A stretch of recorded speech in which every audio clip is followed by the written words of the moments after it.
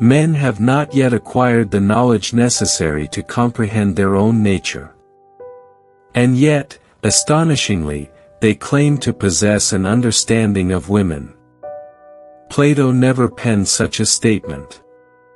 Yet, if one engages with his philosophy in all its unapologetic rigor, this truth silently emerges, layer upon layer, beneath the text.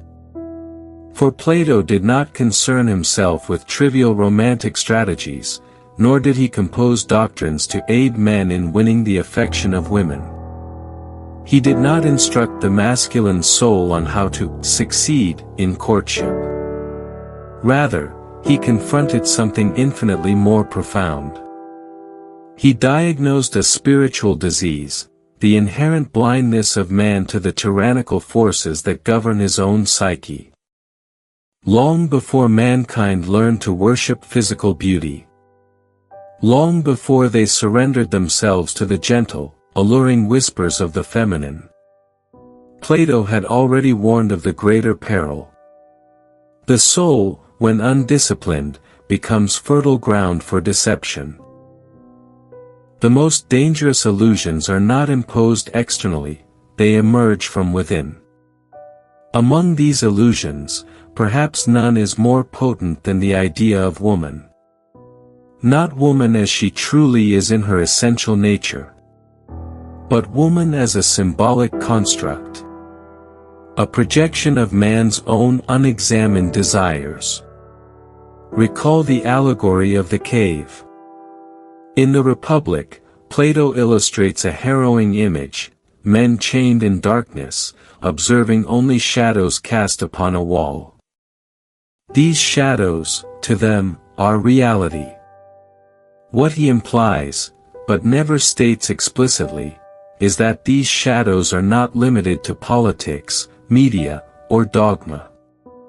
One of the most enchanting illusions projected onto the wall of the cave is the feminine. She is not a mere human figure. She becomes an idea, constructed, idealized, worshipped. Thus, man does not fall in love with woman. He falls in love with a fantasy sculpted by his own emotional ignorance. A woman smiles, and he mistakes it for profound affection.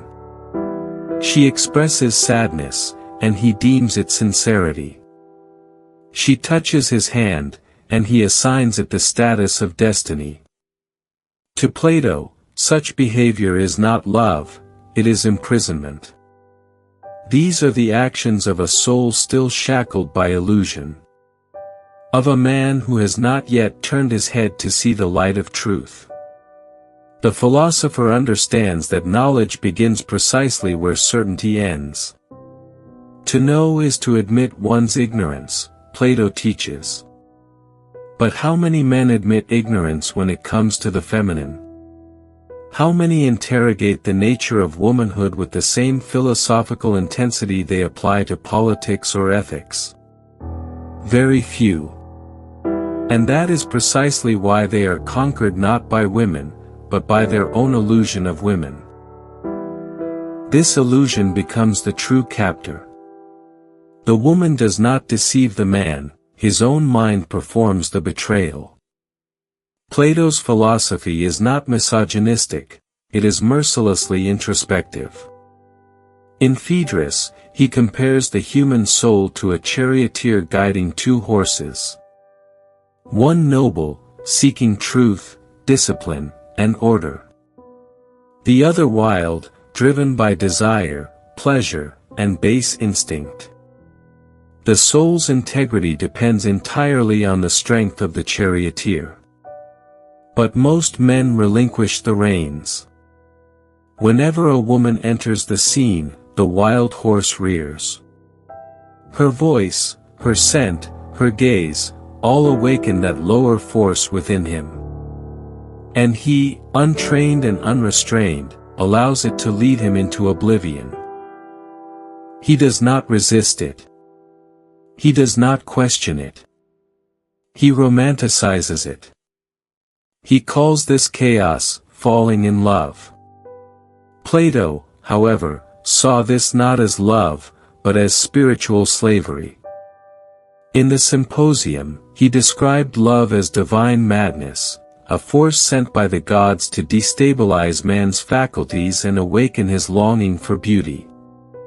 But even divine madness is still madness. And if it is not governed by reason, it consumes. Women are acutely aware, whether consciously or through inherited instinct, that most men are ruled by this madness. And therefore, they do not need to conquer. They merely exist as the mirror that reflects his disordered soul. She becomes the object, the temptation, the siren. And he willingly deconstructs his mission, his integrity, his purpose, for her attention. But the truth is more brutal. She need not manipulate. He manipulates himself. It is not woman who enslaves the man, it is his fantasies about her. Plato understood that the soul is divided. Reason seeks wisdom. Spirit seeks honor. Appetite seeks pleasure. When a man relates to the feminine, he is almost entirely driven by appetite. She offers a glance, and he feels validated. She touches him, and he feels immortal. But he has not elevated himself. He has merely surrendered to the lowest function of the soul. Plato did not propose hatred toward the feminine. He proposed mastery over the self. She is not your adversary. She is your mirror. She tests your boundaries not to dominate you, but to expose the truth. You have not governed yourself. Every time you betray your higher purpose for emotional affirmation.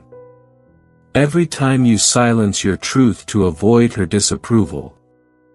Every time you sacrifice your principles in order to preserve her affection. You are not demonstrating love. You are betraying your soul. Plato feared not only political tyranny, but internal disintegration. The decay of the soul, the compromise of logos, the collapse of reason. He taught that when men cease to govern themselves, they are governed by others. By flatterers, by demagogues, by illusions. And the feminine becomes the most seductive flatterer of all. Not by craft, but by existence. She smiles, and he yields. She withholds, and he collapses. The tragedy is not her power. It is his weakness. Plato defined the philosopher king as the one who rules not people, but himself. He stands unmoved by applause or affection. He sees not the shadow, but the source. When a man sees woman not as goddess, not as threat, but as reflection, he becomes sovereign. The soul takes on the character of the actions it pursues. If you pursue validation, your soul will shrink. If you pursue truth, your soul will sharpen.